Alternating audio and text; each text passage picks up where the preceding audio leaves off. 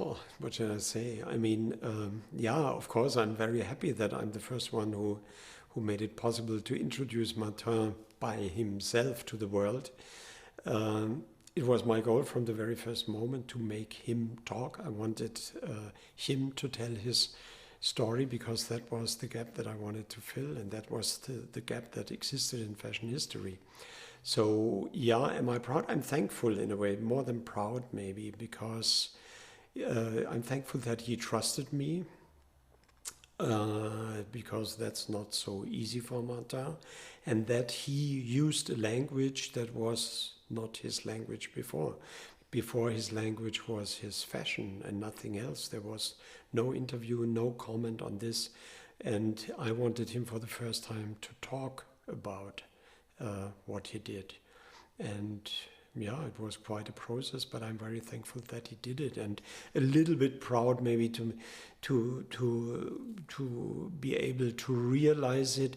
But I'm more proud maybe in the sense that I see that the audience loves the movie, and the response is 99% positive. There are also two reviews that were negative or critical, let's put it that way.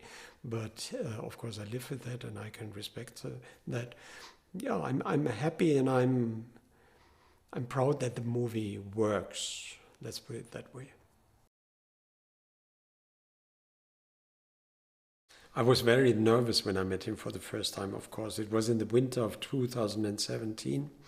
And I went to Paris. He wrote me an email before and said, if you still want to make a movie about myself, yeah, you should come to Paris.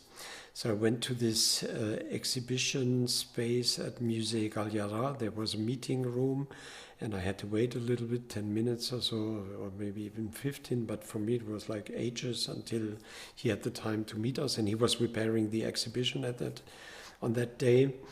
So I entered the room, and there were two guys and a woman, and the tallest guy was, of course, Martin.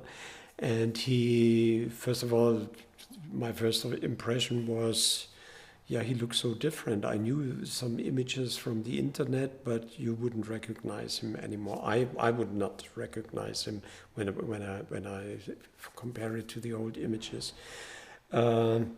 But he's tall, he's skinny, quite good looking in a way.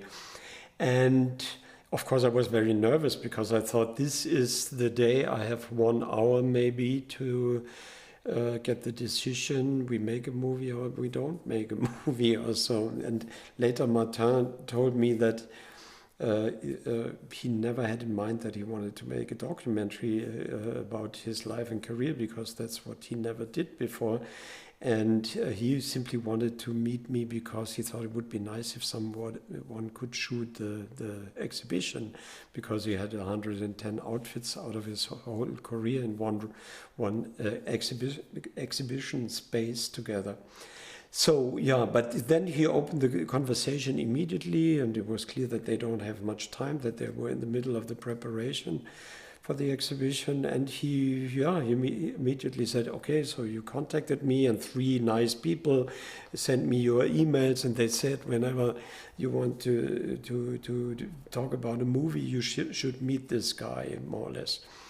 And and he was very casual, very normal, decent person, wearing a jeans, a sweater, and some boots, and that was it. Very normal. Normally, when you see a person like this, you would never think that this is a very famous fashion designer. He didn't even look like a fashion designer, but I liked that. For me, it was made it very easy to communicate with him. And also he was very direct. We immediately started the conversation about shooting or not shooting, about the whole idea of a movie. And he was very polite also. He had that strong, deep voice, which I liked very much. And it was very nice. But of course I was nervous, because I thought this is the day for the final decision.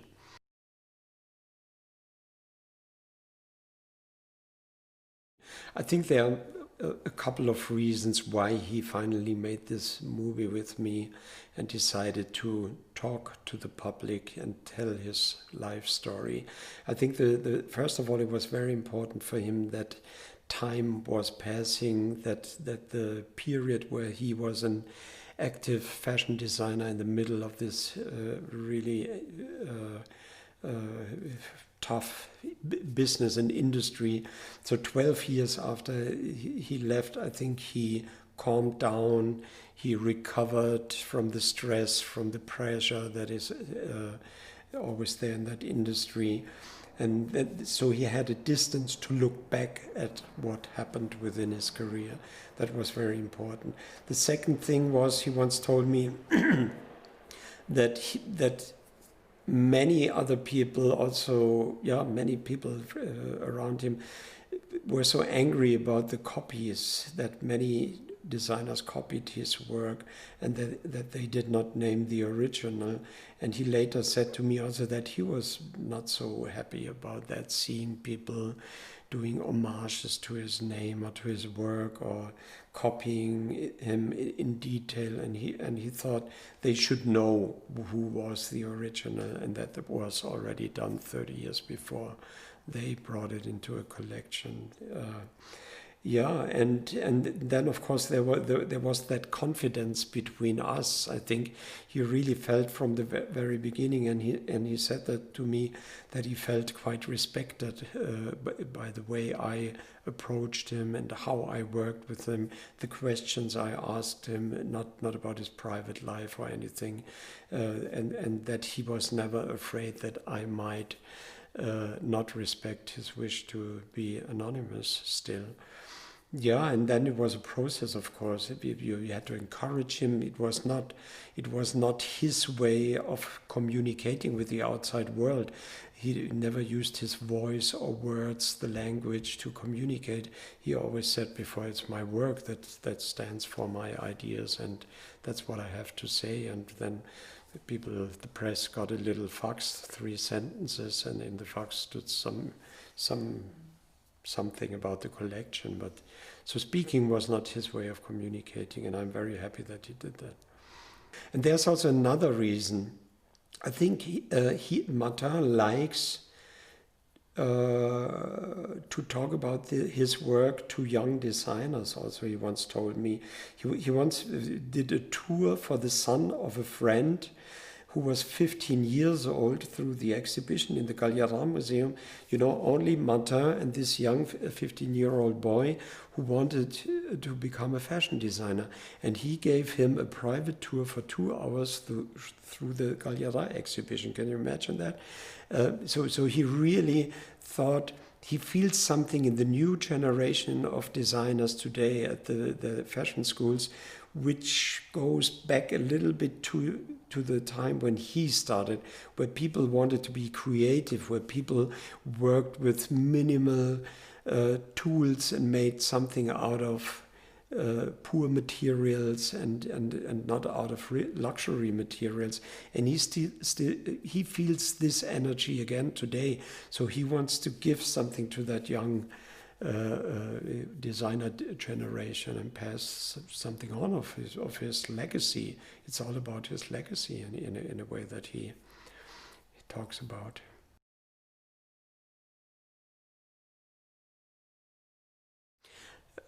What shall I say? I mean, I love the end of the movie, and Martin loves it too. He was really laughing, smiling when he saw it for the first time. And of course, it's an open ending in a way. And many journalists asked me in all the interviews, do you think that he will come back as a designer? Will he start a business again, a brand, whatever? I don't think so, to be honest. I think, and Martin says it also in the movie, that he's very happy that he has left that industry, which was very, very stressful for him, especially during the last years. You must keep in mind, he once said to me, everything that I wanted to make should not have been there before. That was his goal every day when he was designing for his own house. He wanted to do something new that it had never seen before. And can you imagine how much stress and pressure that is if you say that stuff to you? So he's really happy that he got rid of that pressure and so on. And he won't go back in the same manner, in the same way as he did it before. What I can imagine, but I haven't spoken to him about that, but I could imagine that maybe he does something special, maybe a certain line for if it's an interesting fashion brand or fashion house who would ask him, and if they would give him total freedom. I think this is very important for him. He's someone, he only does things when he has total freedom.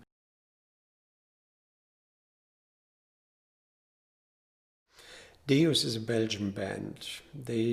All the band members live in Antwerp or in Brussels, and they are still very active. They were founded in the 90s. It is an independent rock band, you could call it that way, and they are quite successful. They are still touring. I think they have approximately 20 CDs released. The last one was released a couple of weeks ago, I would say even. And yeah, and why did we choose Deus for the soundtrack, for the film score?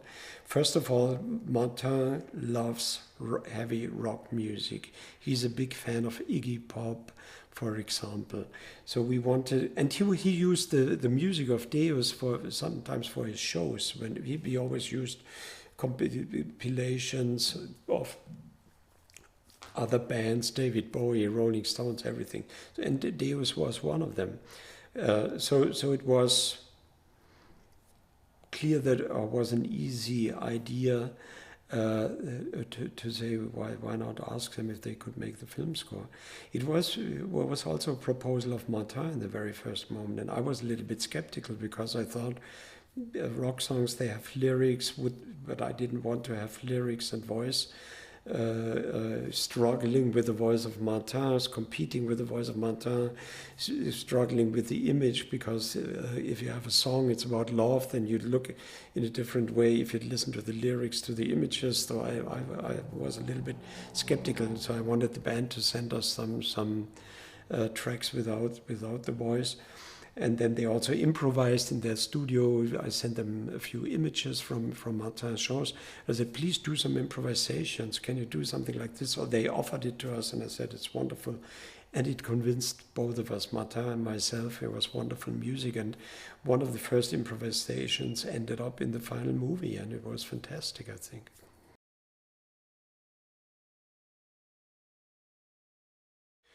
Of course, there are many changes in my views after making that movie. The biggest views, of course, in the beginning, you have this mystery man. You don't know how he looks like. You don't know how he speaks. You don't know how he really is, how the man, the genius, or the person is behind the genius. And you try to imagine something in your brain, and then you work 1.5 years together with a person, and then it becomes a very normal person to you, like anybody else you work with. That's the biggest change in my view. So for me, Martin is a genius, but also a very normal person to work with. That's the biggest change, I would say. On the other hand, yeah, you feel more and more admiration for what he did, for what he designed, and for which role he plays in the history of fashion. Of course, I admire what he achieved. But the most important thing I really admire, and I think when I compare it to myself, you would be a similar person like him, is his way of not making any compromises, at least not in this field of his existence, because he developed a dream as a 7-year-old boy, and he followed that dream, and he realized that dream. He once had opened his own fashion house in Paris carrying his own name. And once he felt that he doesn't fit into that system anymore and he could not do what he wanted to do anymore without making too many compromises, he just left it. And that's, I think there's no other example in the history of fashion or...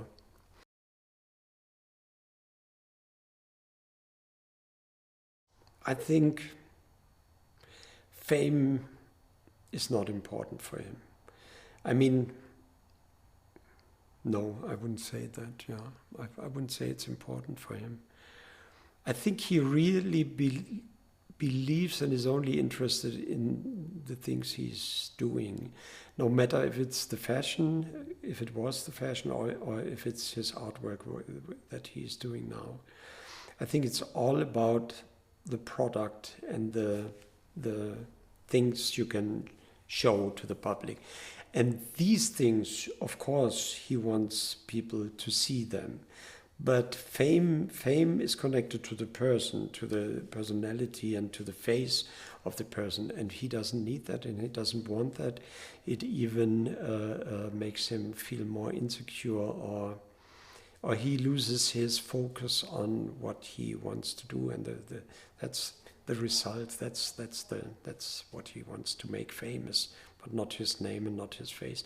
Of course, everybody wants to be seen in the world and recognized in a way, as we talked about the copies, that it's nicer to say, okay, this is done by him, he has done it first, and not somebody else who simply copied the garment. That's important. And of course you do something, if you do something creative like myself, if I do a movie, of course I want to be seen with that movie. I want that people like my work. They don't have to like me as a person. They don't have to say, oh, this is a nice looking guy or a charming person. This is not what the important thing is. I also want people to see my work and to like my work and talk about my movie, and that the movie I want to be successful, of course. And I think he's much more strict in that sense, that he really puts it much more away from his personality, from his face, from fame itself is not important.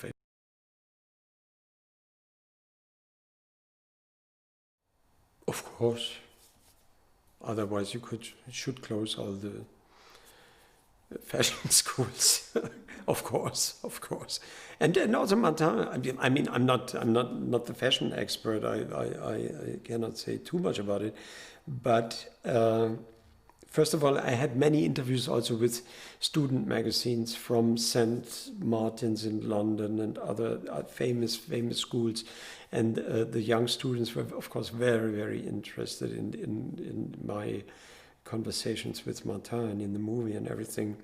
And many of the students told me before we started the interview, they said, you know what, when I go to the archives or to the bibliothèque of our school, when you look for the books of Martin, they're either stolen, or the pages are torn out, they are destroyed, because he's such an idol for the young generation right now. So, of course, there has to be a new Margiela. They cannot come in the same way or with the same style of Margiela. But I think the essence of that idea to make something extraordinary out of the ordinary, or to invent something really new, to surprise the people with something really new. How this looks like, I don't know. And Martin also doesn't know how it will look like. But he would love to encourage the people to use their own brains and to follow their instincts, because that's what, and follow their dreams, because that's what he did. And that's the most important thing. And that's also something that he would love, he told me, to communicate to a younger student audience, to young designers, do what you want to do and don't jump on the industry from the very beginning. Don't follow the markets or what anybody else wants you to do. I mean, he did jobs also for others. He designed raincoats, normal raincoats, just to make money. But at the same time, it was important to have his own artistic and creative independence. And that's something that's very, very, very important for young generations. And he told me that when he looks at the young generation today, he's very optimistic.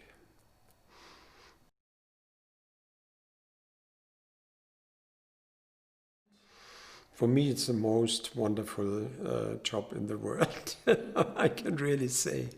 I mean, I made so many documentaries, and each time when you make a new one, you think, now you have the recipe, now you know how to do it. But it's not like this. It's the opposite, especially when you're dealing with people and biographies. Each life is so different and singular and unique, and that's always a journey I like very much.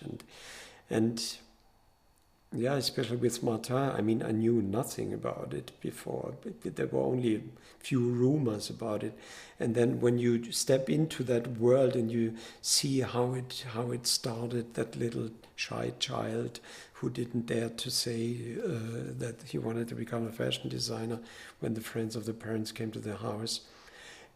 It's incredible, and it's also very touching. And then seeing what comes out of that. And for me, in fiction movies, many people ask me, "Don't you want to make a fiction movie one day? Wouldn't that be more interesting?" I say no. Well, when I would do it one day, I would base it on a real story of someone I met, because life is so surprising and interesting. I love what I do. And then when it's also what I also like about that work, and the same thing happened with Martin. In the beginning, the most important thing is that you take away the awareness of the camera, that you create an intimate situation. And once you have the person feeling that intimacy, then you see it in the behavior of the person, because then they don't realize the camera anymore. And you hear it in the voice of the person, especially with Martin. I totally remember the day when he had found the strength of his voice. It was on the third or fourth day when we were shooting. And in the beginning, I was very insecure about talking.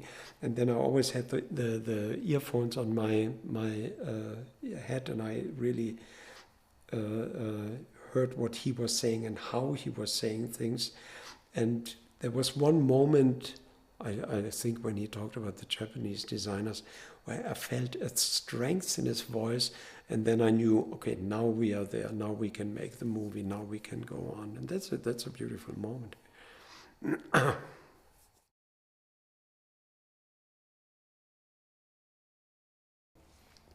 This movie is not only a movie for the fashion world. That's very important to me.